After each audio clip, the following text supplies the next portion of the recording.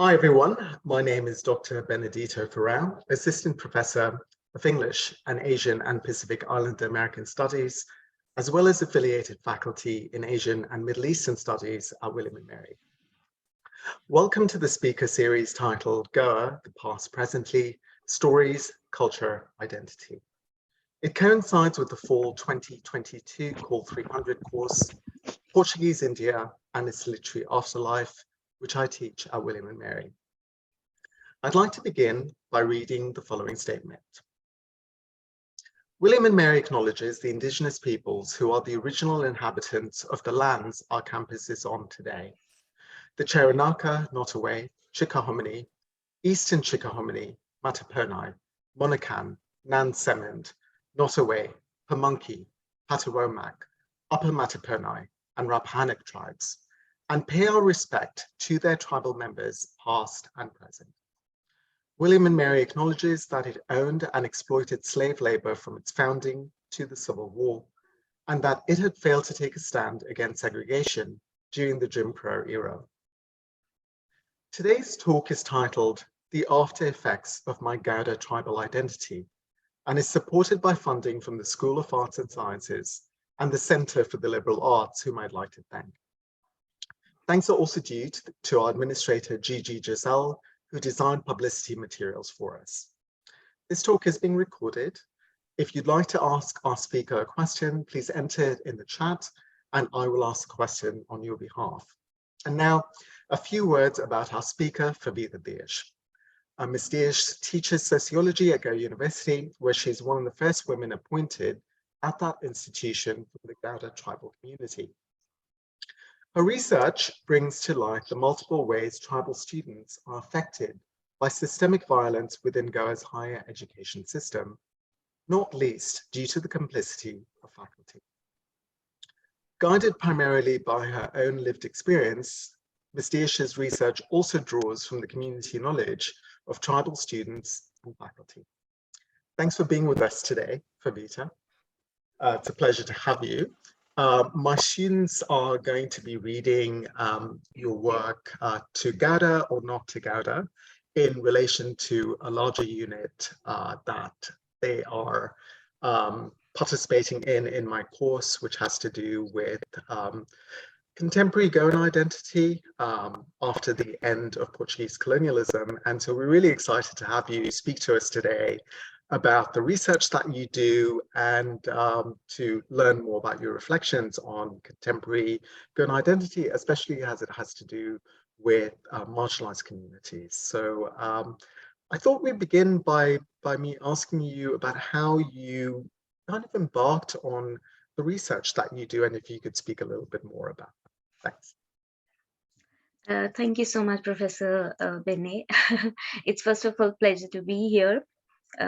Because as I was saying earlier, these kinds of platforms are very few, wherein you have like these kinds of spaces, I would say, wherein such discussions take place, and these happen more out of Goa than within Goa.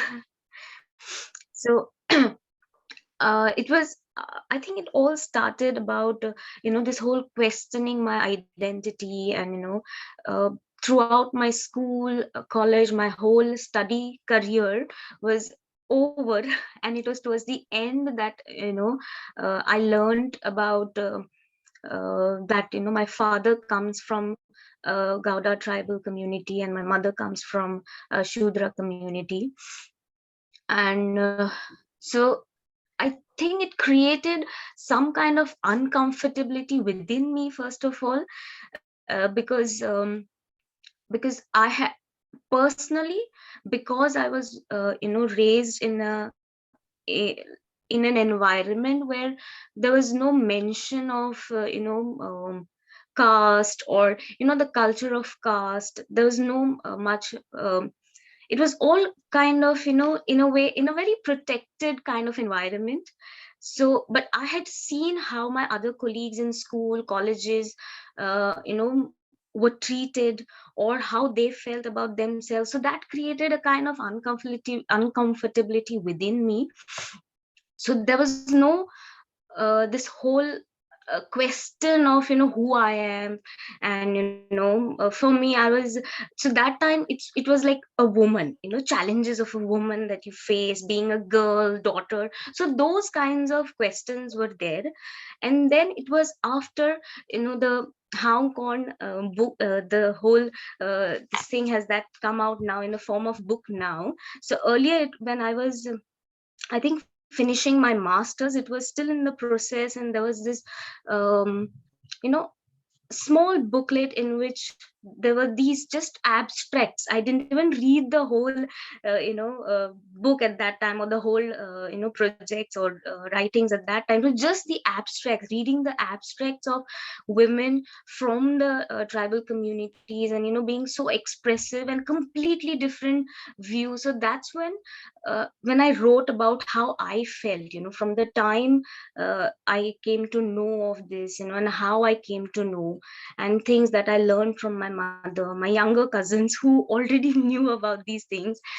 So, and then I shared it with my professor very late. I think after 2-3 years of my finishing my masters, I shared this. And then, because I never had this courage, you know so then the questions that I was already trying to focus on, like gender, sexuality, the guilt that is being created, or that the guilt that we have, the shame. So all these questions then got linked with the other part of my identity, that was caste.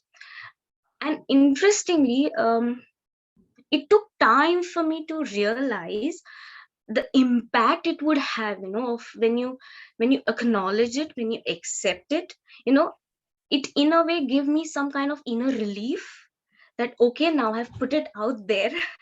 Now it is not no more like a burden. Nothing is hidden within me.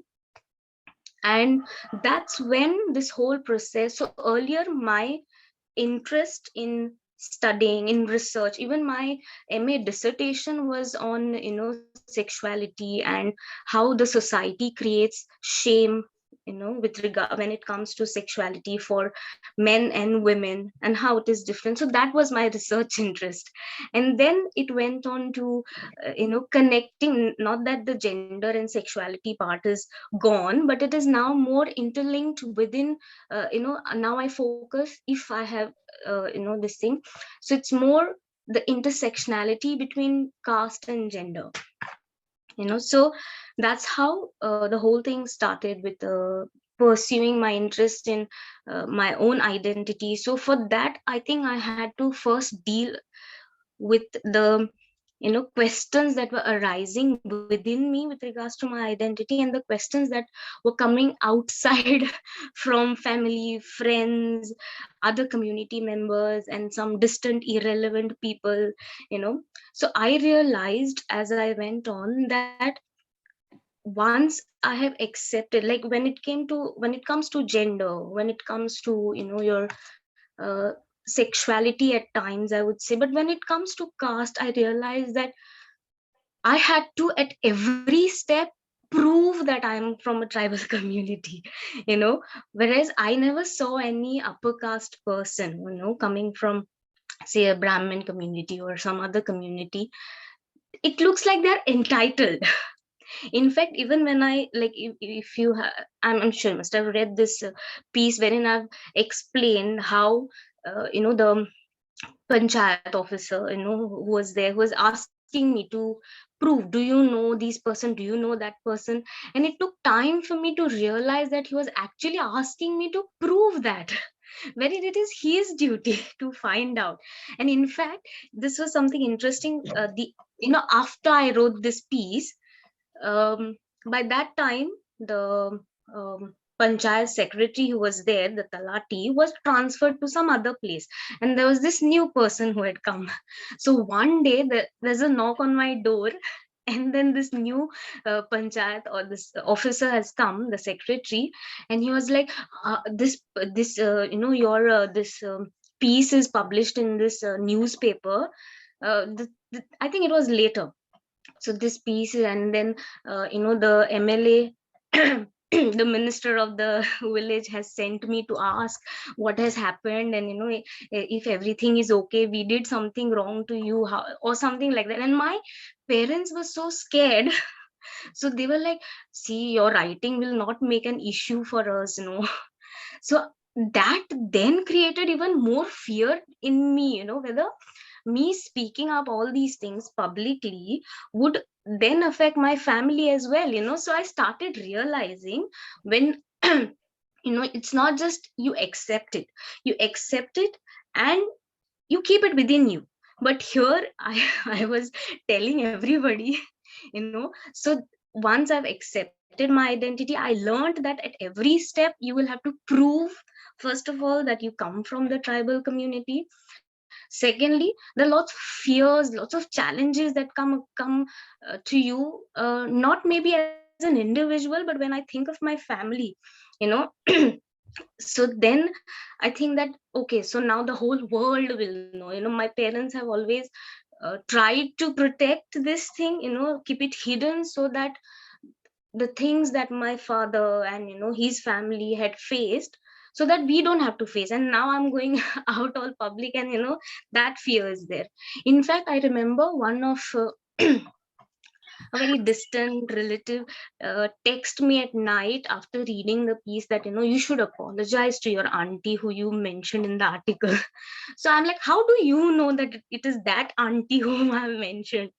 you know then my neighbors, everybody would, like, whenever there would be some function where there would be sorry, I have a cold.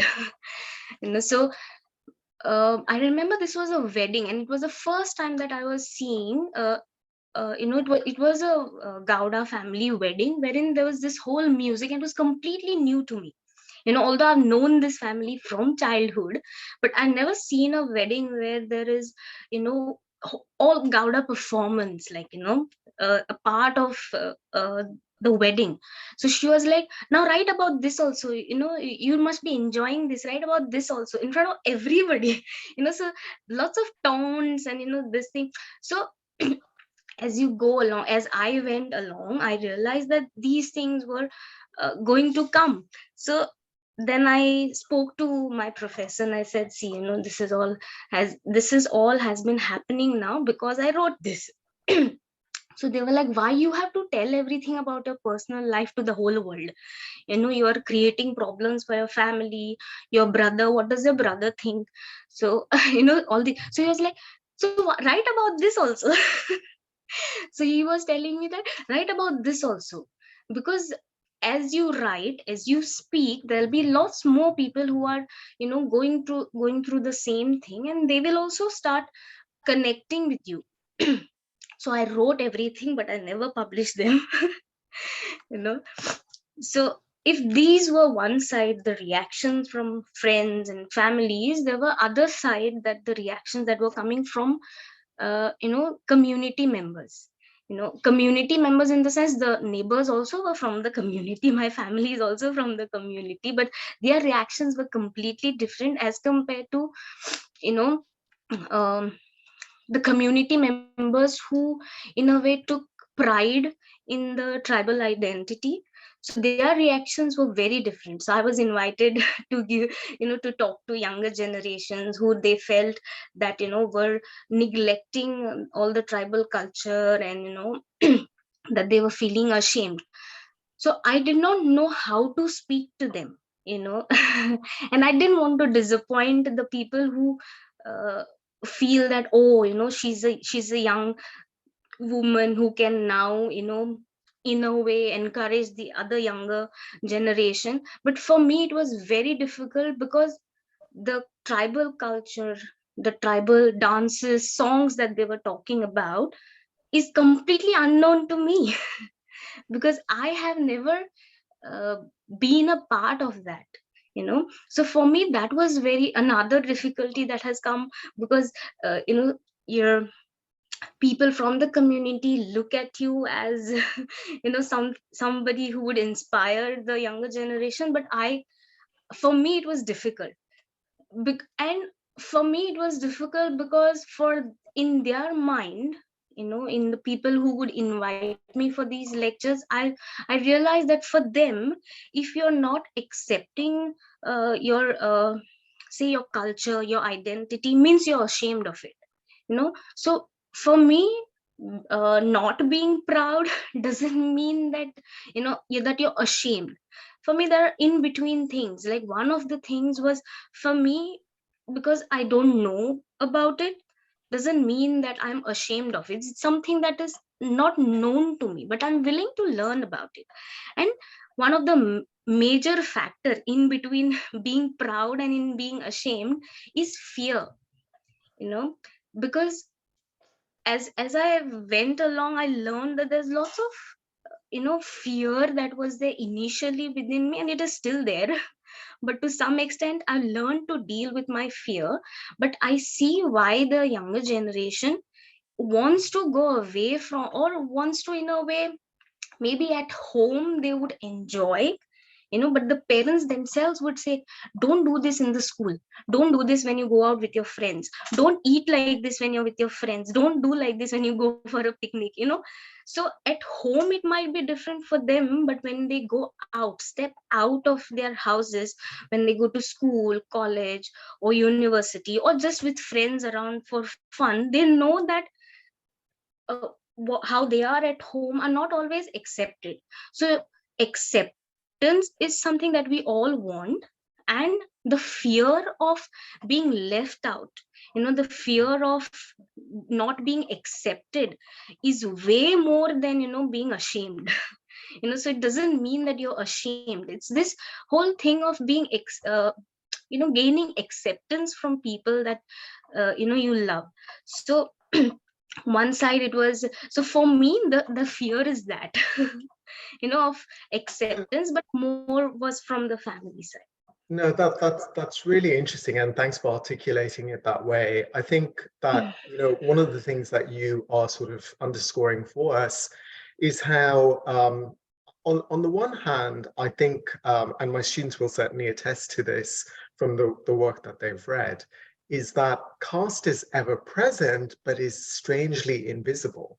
Right? So there's that on the one hand, but I think the point that you make quite pointedly also in your essay, which is really important, is about the difference between caste and tribal identity.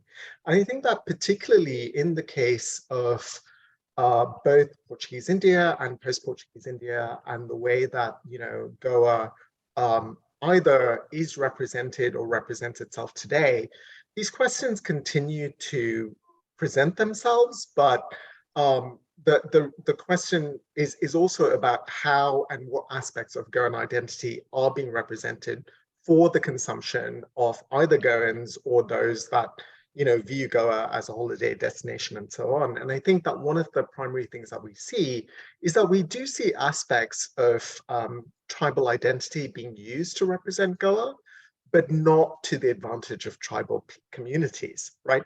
So for instance, the use of the Gawda sari, or as you said, Gawda performance, which is not being used by, state agencies or the tourism for the continuity of that culture for the Gawda community. It's almost being used as being somehow separate from the Gawda community. Right. So I don't know if that's what you're touching on in terms of, these questions of how the Gawda community itself relates to these aspects of identity. And also, I think that one of the things that you're also articulating quite well for us is, that there's more than, is there only one way to express those forms of identity? Yes, I agree. And I was just talking about the same thing, like how we look at our own identity and how identity is presented, more like in a commercial way. And interestingly, it's like, if you see the performances, especially that take place on this Goan, no, for Independence Day or Republic Day, they have this parade. where this time I think even Goa, I think every year it happens. So I know this because one of my friends, like very close friends, performed at that parade, and she's a non-Goan, but she was performing on performing on Gawda songs and dances. So even when for these cultural programs, or if there is any kind of any places where for commercial purposes the culture is used, it is very rare that people from the community participate in it. It's not always that, even when, say, if like I remember, in December, I think the prime minister or somebody visited Goa, and then this was the group where, like, my father originally comes from. So there's this group of people who go for performances, people from the community, young, old, and everybody. So this lady was telling me that there was a wedding in my house, and there's this those preparation. So she was telling why she got delayed, and she was telling me that she had to dress all the kids to go to the airport, welcome the prime minister, perform dances, and then go to the hotel. And then I said, like, then uh, what do the kids get? Refreshments. you know so I think, which is why this whole when this whole question comes up, in the minds of people from the community or outside the community, that people are giving up their culture, people are or younger generation do not want to participate in this. It is because of these kinds of first of all, the whole um, this whole image that is created, of the tribal identity being very given a very low status. That is one thing. So who would want to be at the bottom? Who would want to be identified like that? And then, like how you were saying, for commercial purposes, the culture is used, but it is never welcomed. Like, if I remember a friend of mine shared this whole episode wherein there was this book release, by Heta Pandit, if I've taken the name correctly. So the book is about some culture within the community, the Gawda community, and other lower caste women that they perform. So my question was, you have these women performing in front of you, but would these hands come into the kitchen to cook for you? Or would they be a part of your dining? So all these things. So I feel, when these kinds of questions arise, like, why you're not proud of your identity, why you want to give up the Goan culture, because it was never welcomed. It was only used as a prop to keep the Goa and the Goan identity for the benefit of the upper caste. You know. Yeah, no, what you're saying makes a lot of sense, and it's also a question of who gets to represent the Gada community and for what purposes, right? And this goes back to the thing you said initially about, where is the place to have these kinds of conversations in Goa itself? Who gets to advocate for them and have them, right? And particularly, I think, in terms of publishing or in terms of representing aspects of Gauda identity, I've noticed, for example, as you pointed out, performance is a big part of it. And also very recently, the use of the Gauda sari as being very symbolically representative of Goa. But it's this very common thing of taking various aspects of Gauda identity that are acceptable to certain people, but leaving Gauda people behind, right? So we see a lot of that occur, and it doesn't do much for the community itself, right? And I think in that regard, the work that you and other young scholars have been doing from tribal backgrounds has been really important and necessary. So you mentioned the book Our Con, which you are part, you've been part of that project. I believe it began online and now recently it's been published in book form, and brings together the work of several young Goan scholars of tribal communities who quite coincidentally, and perhaps not, are all women, if I'm not mistaken, right? Yes, I think with yes. the exception of one contributor. Perhaps if you could say a little bit more about what that project looks like, the importance of it, and how you'd like to see that, that body of work be used, and what it does differently, I think, in terms of our understanding of not only tribal representation within Goa, but this field, this non-field of Goan studies, if you will. Yes, I think the book is, in a way, there have been lots of studies about Goa, the Goan communities, and Goan women, but they're either from people who are not from the community, even if they're from Goa, or they're from people outside Goa. So I think this is a book for wherein the people from the community, like the women who have written, they are from the community. They are from Goa. That is what it sets apart, and it is kind of a complete. If you read these essays, um, although they were part of their master, like the academic procedure, the academic writings, but they are also in a way very personal experiences of people. That is what sets them apart, apart from being from, like, by Goans, for Goans, people from the community, all that. It's also their personal experiences. It's in a way, it also makes them a lot vulnerable, when you set up, when you open up yourself, and when you give your own views, there's lots of vulnerability. And these kinds of works are very less when it comes to academics. And when you read, like for me, when I read, I could connect, you know I could connect with them. So there will be many people from Goa, or even outside. It doesn't have to be the experiences, like my experiences would be connected to, or somebody from, say, other tribal community from some other part of the world would also feel that, oh, this is something that I have felt.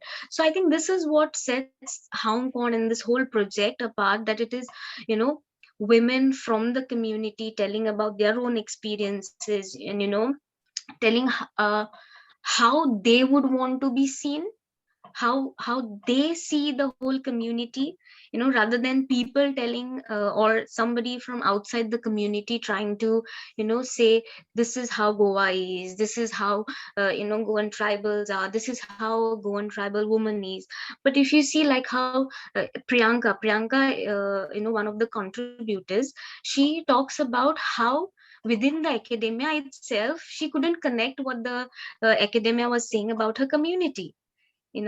So all these, this is what I think sets it apart from the rest of the works, that it is bringing out a side of Goa that was, in a way, within academia, or within, say, other public platforms. It was completely different. And then they talk something else, that that is happening within Goa, within academics.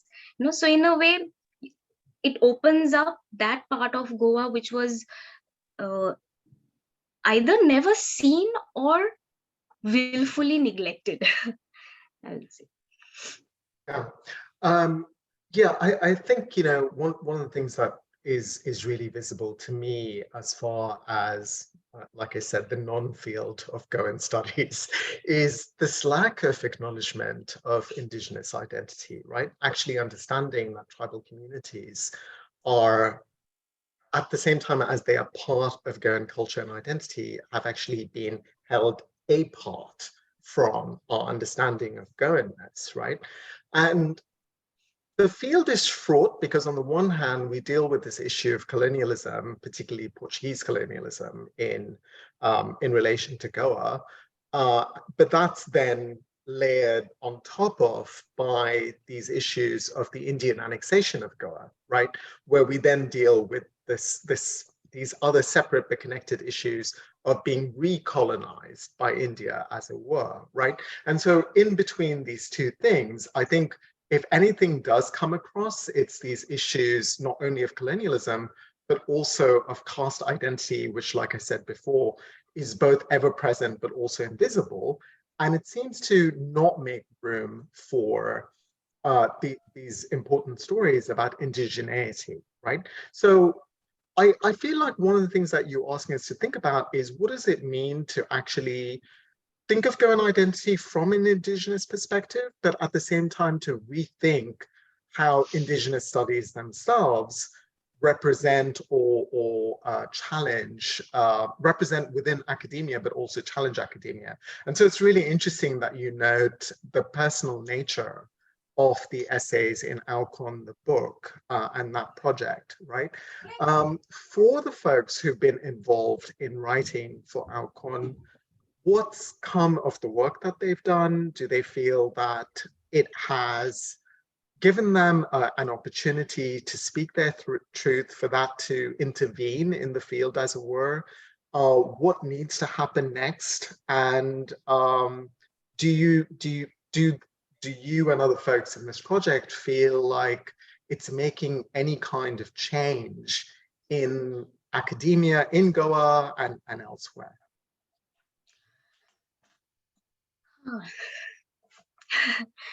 um, as much as we celebrate Hong Kong, there's also the other side is the kind of readership, lack of readership within Goa, I feel, about Goa, and especially if it comes from the people from the community. But I think Hong Kong has been quite successful. I will not deny that. But somewhere I feel within Goa, the kind of response that we would be looking for, at least I was hoping from, people from the community, like it is not a part of our academic discussions yet. you know it would be in a way like, all the authors who are there are now teaching into colleges or higher secondaries, so they themselves would in a way try to organize it. But due to some or the other academic pressures, I don't think so it has ever happened. Like, we were planning discussions within education institutions, so that kind of uh, exposure within academics for the book is is a bit, lagging behind, I feel. But individually, I feel the authors who are there, they have been trying to, take their work forward. Like you have another author, Dr. Muzina. They've completed their PhDs, and in fact, Dr. Muzina in her doctoral work speaks about the, Gawda sari and the whole the image of a Gawda woman that is created. So individually, I think they have been trying their best, but the only thing is that the academia is still not ready to, make that a part of the curriculum, I would say.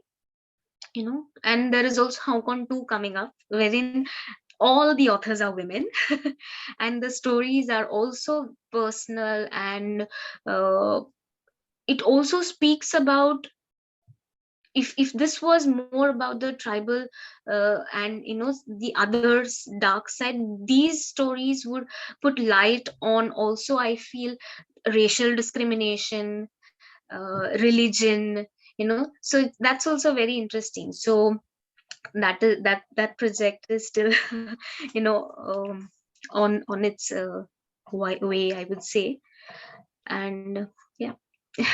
No, that's brilliant to hear that there's more work coming out, and I look forward to it. I want to go back to something that you said earlier in the conversation. It was one of the things that you began with, and it's certainly in your essay to Gawda or not to Gawda. I'm really struck by this whole notion of the onus being on the tribal person to first prove their identity, but then to always need to prove their identity, right? Be it with the getting a certificate, an official document, right? And the whole process of that, right? It very much feels like coming out, right? To use that kind of language from the LGBT experience of coming out as gay or lesbian. It feels like from what you've said about the experience of getting a tribal identity certificate, right? That the Gawda person not only always has to come out, but that has to constantly keep coming out, right? And that it then becomes this two-way street between the Gawda person proving their identity, but then that identity being recognized by the state, right? And that institutionalization of identity, what does it then do to one's, self-identification is one of the questions that I want to ask you. And you also note how this actually might keep people from coming out, because on the one hand, it might be the path to some state-mandated opportunities, but at the same time, what does it mean to both have that opportunity, but also have it marked by coming out as a tribal person? I think this whole when you have to keep proving your identity, it's in a way, initially for me it was very difficult personally, because how do I give you a proof? Sometimes having this certificate, the government given certificate, is also not enough. They want to find out if it is fake, because because many people, I've heard like many people say that people get this certificate, a fake certificate, to avail the benefits like reservations or any other government facilities that are provided. So then also, even if I have a proof, then it would in a way, like, really frustrate me, because I don't know how else do I prove, you know that. So at a personal level, it would become very irritating for me, because people would ask, so you got a job at the university through influence or through your certificate? So my individual credibility like, is nothing. So I'm like, no, I gave an interview wherein I was first, like, we have a representative of the community at the interview, on the interview panel. So I was like, I was insulted by that person. I know how difficult my interview has been and everything. So that doesn't matter. People would say, oh, you got whose influence, which minister's influence, did they ask for money? Did you make a certificate and that's how you got? So your individual capabilities also questions, apart from just it happens simultaneously. You have to keep proving both the things. If you have to keep proving that you're you what do you say, you're not a fake tribal, and at the same time, then you have to prove that you are also credible, what do you say, you're meritorious, meritorious. So at a personal level, it becomes very at times you feel like, it's best not to talk about these things. Sometimes you feel that, and I would a lot of time feel like, I don't want to fight anymore. Like, let them just do what they're doing, let them just say, like, these microaggressions that you would see, you know I would at times try to just ignore them. But ignoring how much would that be, so at the personal level, to answer that question. And what was the second thing? Sorry. No, I was wondering about how this affects, young people who might want to, access opportunities which are only available once one proves that they're from the tribal community. But at the same time, that's fraught because the moment they do that, there's no going back, right? Yes. Yeah. Yes, there's no going back. And also when they, like, I I I try to understand when people say that, a lot of people have made fake identity. I don't think so. People from the community would do that. And even if anybody is doing it, I don't know who has done that, but if they say, if it is being done, I'm now thinking whether it would be a upper caste person who would want to be identified as a tribal now, just for the benefits. Then who is misusing it? Is it the tribal people who are misusing it, or is it the upper caste person who is misusing it? You know, and I have seen this thing happen in front of mine within my classroom, which you know I which affected me a lot emotionally, because there was this boy from the tribal community, and he had all these friends who were girls coming from non-tribal community. Some were really upper caste, but they were very good. Like, I'd seen them for the whole year, and the second year when we had these discussions about caste, and that time in Goa, I think it would be still there, about um, like how for the other backward OBCs, we have this creamy layer, whether it should be there for the tribals as well. Whether the second generation, or once you are say, if once I have availed the benefit of say, reservation, should my child be allowed? That was the discussion. And then this boy said that no, he was in a way saying that no, because it is not going to change the status of the child. you know so these very best friends started, like, pounding on him. And then he changed his statement. He was like, I think, yeah, ma'am, if it is for the parents, then I think my child should not get. And then he was completely quiet for next few classes. So these kinds of situations, then how do I tell this boy it's okay to be proud of your identity, because he's seen how his friends would treat him. So once, like how you said, once you've taken the benefits, there's no going back.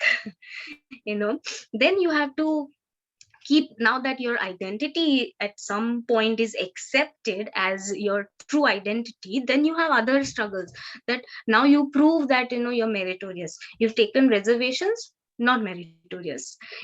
So that's what the younger generations do not want. Anybody would not want that.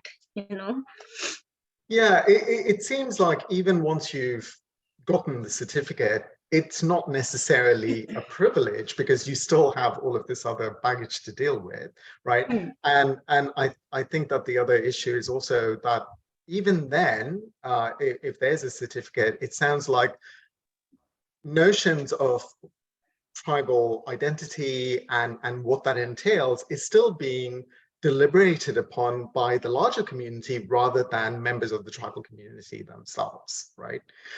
We do have some comments and questions that are in the chat. And so let me share the first comment. It's by Dr. Sebastián Rodriguez, who says, perhaps academia in Goa is of a colonial nature. And I'll let you comment on that. And then there's also a question from Dr. Dot Finnegan, who asks if you might talk a little bit about what it was like to be raised in a household where your family came, your parents came from different backgrounds, from both a Shudra background as well as from a Gawda background. So the first thing was about the colonial nature of Goan education, and the second was about your own family's history. This is a very interesting question. Whenever this term comes about, like, colonial, decolonization, and colonization, I would not say that there is no colonial feature, but I think it is a form of neo colonization, and this new colonizers would be the upper caste in Goa, because even the Goan academicians who are there, who come from upper caste or tribal communities, everybody is feeded this whole idea that we need to decolonize, you know, decolonize and then build what, you know. So I think the academia is more casteist rather than colonial, because there is also another point about identity and all these struggles and the kind of dominant narrative that is there about Goa or about anything, you know, how you should be. The whole dominant narrative is in a way internalized by the people from the lower caste and the tribal communities. So which is why when we talk about colonization, when we talk about class instead of caste, you know, it is accepted because it is being internalized. So I feel it is less colonial and more casteist. And my experience of being grown with parents from different caste community, as I've mentioned in my article, my parents have tried to always hide the whole identity. There's been never conversation about it. It's just that I happened to overhear a conversation from my younger cousins, and that's how I started questioning. So first thing that my mother said that, why do you want to know about these things? Why do you want to have I ever taught you to discriminate people? So I was like, no, I want to know. And it's just that, I started hearing these things within a span of few days, even from other neighbors. No, your family also comes from this. So I'm like, how come my parents never told? Then she started telling me that why she never told me, or why my father never spoke about it, was because they themselves had trouble in getting married. So my mother, although she comes from a lower caste, Shudra is not an upper caste, so so her father didn't want her to get married to my father. And when I go back now, even to my mother's place, whenever to visit, I often hear them abusing the people from the Gawda community in front of me, in front of my father. But it's all calm, cool, fine. I don't know how my father feels within, but I do feel very angry when they use, like, it's just a simple thing about cutting a birthday cake. Oh, now these Gaudas, do these Gaudas know how to cut a birthday cake? And I was like, okay. So this is, so then I realized that why my parents, or why my father never spoke to me about this till date. Never. My mother, uh, uh, even before she passed away, she would have these conversations with me only if I initiated. And she would tell me these kinds of things that would happen, you know but my father never, till date, never. Thanks, Favita. I'd like to ask you another question on behalf of Jane West, one of my students. Jane would like to know whether your parents are still skeptical about the topic of your research, or if now they are more supportive of the work that you do. And this will actually be a great time for you to speak more about the work that you are doing or plan on doing. And if I could actually insert a related question. Um, you shared with us in your bio how some of the work that you want to do is about the experience of tribal students. So if you could speak more about that. Yeah. um Unfortunately, my mother is no more. But from the time, even when I wrote this piece, they were always supportive. It's not that they were not, they don't come out right saying that, oh, this is nice and all that. But I know how my father would, speak to his friends now. Like, he talks like as if, he has done all that thing. And I see that and I feel very proud of it. And uh, he would, off late, he wouldn't do it with me more, but I've noticed that he does that more with my husband. He starts telling him, how land for him was important.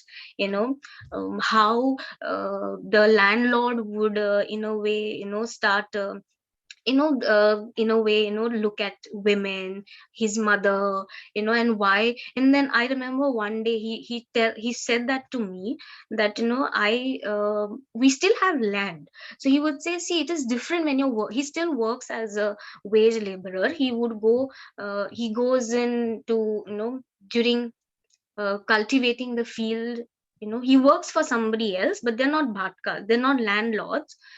These are munkars, tenants who have got the land, and he's working for them. So it's like that working is different when you have your own land, you know so I hear my father now speaking, and I see him, he telling me that, see, I didn't want you and your brother to do the same kind of work, in the mud. I've educated you all, and now he's like very happy. So I know that they're very supportive, but I was very afraid when I gave this interview to Dalit Camera, wherein I spoke about, the kind of humiliation that I faced, and the kind of, you know, um, real abuses that came from a student, because of my tribal identity. That time I was very scared, because I was telling about these things nobody knew. I would always try not to tell my family about these things, what happens within the institution, the kind of mental trauma, the kind of fear that I have within my workplace, which I know my family is celebrating about. So I was very scared, because I was like, what would they say? They would also get very tense to know that these things are happening to me, wherein, the girl, or even on Facebook there were lots of abuses. you know and So now I was, in a way, making my family also part of it. So I still have that fear, wherein I don't want my family to, in a way, go through what I am going through, because it happens, like, it is always taken out on your family. So that was one thing that I was afraid about when I gave this interview, and I told them that this is all that is happening. And I think that something, these kinds of experiences in school, college, personally I never felt it. So at the university, once I started working, and once I see the students, fighting like this in the classroom, and they would also tell me that you're just chit chatting, you're not telling us anything new. You These things are already known to us. But I feel, um, talking about these things itself takes so much courage. There are very few people talking about this. There are very less spaces wherein we can discuss. I would say there are less safe spaces, you know because if you discuss it on Facebook, there's so many abuses, and it really, like, takes a toll on you emotionally, mentally, and you feel like, just giving up. I've had this colleague who's still going through a lot of things within the university. She's from the tribal community. I remember she said to me once, like, I don't want to die like Dr. Payal Tadvi, the doctor who committed suicide. So who's going to tell, who's going to talk about these things? And I think talking about these day to day things that happen within the university, one, unless you make your personal professional, I think there will be no discussion, because people, I've also noticed that if I here had to come and talk about, oh, this is happening, that is happening, I'm feeling so sad, I'm feeling very demotivated, everybody would send me these emotional, oh, don't worry, we all are equal, and this and that. Once I start fighting about the things that is happening to me, once I start asking for my right, I'll see all abuses coming.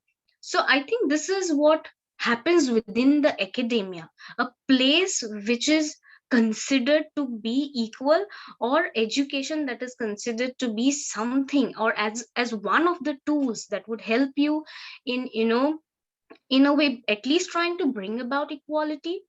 you know so this whole perception of there is no caste discrimination within the education institution is something that I want to work on, and through my own experiences, to the experiences of other faculty members, students. I'm trying to show it happens within the academia. Nobody will say it on your face, you don't belong over here.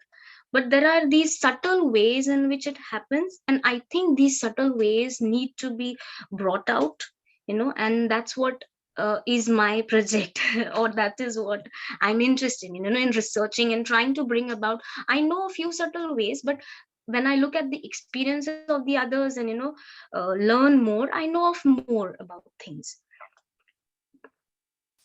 Thanks. And I think it goes back to the point that you made earlier about the Goan education system, or perhaps education in South Asia generally, even more than being just colonial, is actually quite casteist, and it comes across in these kinds of interactions.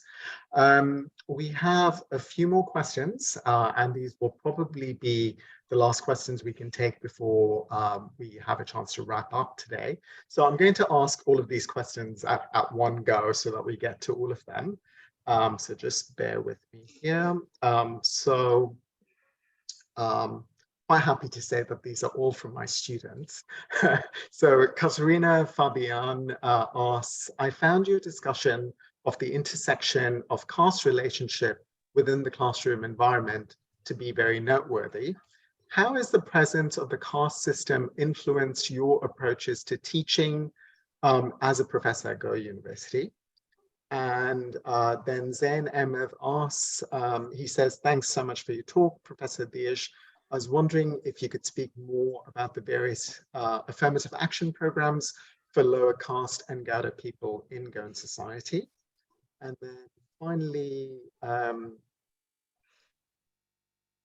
well, actually, one more comment from Dr. Sebastian Rodriguez, who says, is academia educating or miseducating currently in Goa? And then Salil asks, has the university taken any steps to make it a safer place for faculty and students from tribal backgrounds? I'll try. I'll try my best to. Yeah, sorry, that's quite a lot. So, but basically, I Yeah. think what all of them have in common is this question of, making room for tribal studies, tribal students, and the safety of it, and what exists to allow space for tribal students and tribal faculty. Yeah, I think I'll also try and see if I can connect all my answers as well. So whether the caste system has had an impact on the way I teach, or my approach towards teaching within the classroom, I think every individual, every teacher, whether from upper caste to the tribal background, is impacted by the caste system or their caste identity. But I have noticed this, that the question is more, on the tribal teacher or the tribal professor to prove in the classroom that you're not being biased, especially when you're teaching matters related to reservations, matters related to caste, or but these kinds of questions of being neutral within the class with their opinions and views and their approach towards teaching is never asked to the upper caste. So there is no miseducating in Goa. It is more of in a way, reproducing it. It's just, there has been always miseducation. There has always been this one perspective that has been very dominant within the education, and I think it is being reproduced. So miseducating has been there. It is now reproducing this education that was there. And the government of Goa has lots of facilities and different ways in which the government is trying to I don't know what term to use, help the tribal community or so that they can have access or anything. But having access to those facilities is itself is very not easy.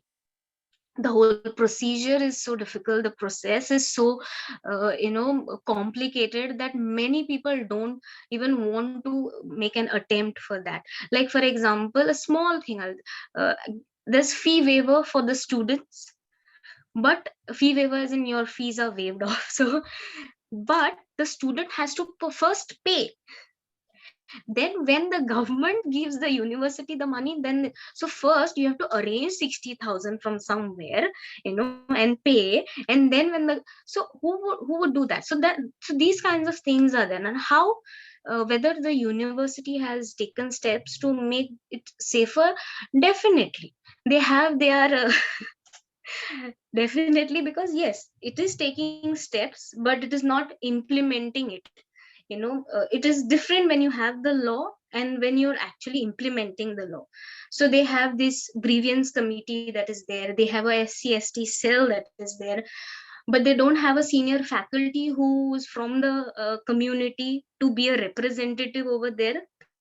you know they take up the cases, but the decision from the like say I personally have filed 2-3 cases, but in that the decision maker is from the upper caste community.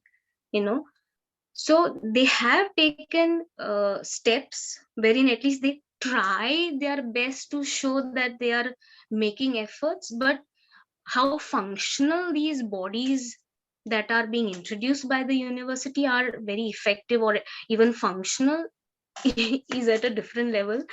you know like how when it comes to gender discrimination, when it comes to ragging, there are so many posters that you will see on the university campus, but there's nothing about caste. There's no sensitization of caste. There is gender sensitization, there is all other form of sensitization, but not caste. you know yeah, I hope I've addressed. Yeah, I think so.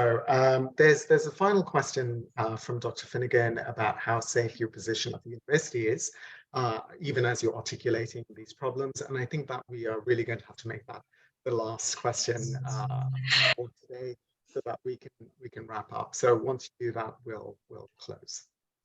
Well, my position at the university, if you say like my position there of being a assistant professor, was not very sure for the first year. And so in the first year itself, I had started facing all the humiliation and abuses, and then start fighting in the first year when you're on your probation period. It was so much stress. At one point of time, I decided that I'm not going to continue at this position. you know so in the first year it was, I think now it is safe, because in the first year they don't even have to tell you why they are terminating your services, but now at least they'll have to give me a reason why they're terminating my services. So I can fight back. But whether this position gives me immunity from discrimination, no, not at all. So a lot of people, I don't say that I'm not privileged to be professor at the university. Definitely I am, because it gives me access to resources which is not available to the other members from the tribal community. In that way I would agree, but it doesn't give me immunity from discrimination. Yeah, and I think that's, you've absolutely made the point that that's not guaranteed, regardless of whether one comes out as a tribal person, one gets the certificate, there's always roadblocks of some sort or the other. And it also strikes me as very interesting that, I think the expectation is also that if one does prove their tribal identity and then uses that to, let's say, study or get a job at the university, the expectation is also that you will only do research on or speak about tribal identity, and it's not like you are expected to maybe want to study chemistry or something entirely different from being a tribal person, right? Yeah. Yeah. Yeah. So Thanks so much for this very enlightening conversation. I've learned a lot from it. Thanks so much also for giving us your time. I know it's rather late there in England. So it's been a pleasure to have you. Folks, thank you so much for being here with us today. With Professor Dias's permission rather, this conversation will be made available on video, probably on social media. So do look out for that. Thanks a lot, folks. Thank you so much for having me. Pleasure. Thank you.